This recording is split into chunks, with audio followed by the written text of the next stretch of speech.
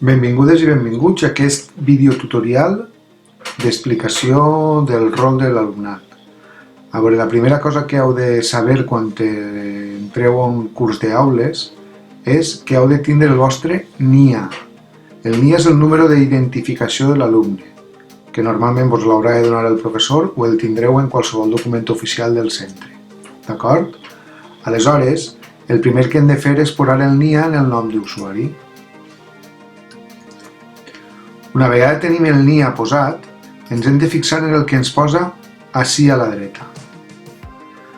Para el alumnado el nombre de usuario coincide con el NIA y la contraseña son las 3 primeras letras del apellido en minúscula seguidas de la fecha de nacimiento en formato día, mes, año.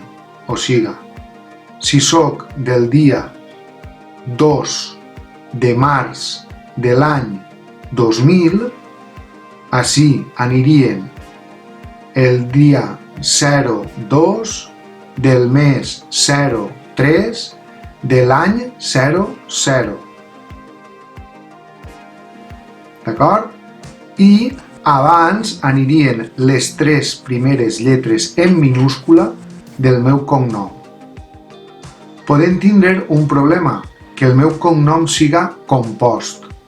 Per exemple, si a mi em diuen Òscar de la Asunción, les 3 primeres lletres del meu cognom són D, E, espai, LA.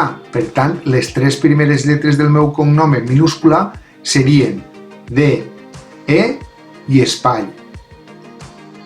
D'acord?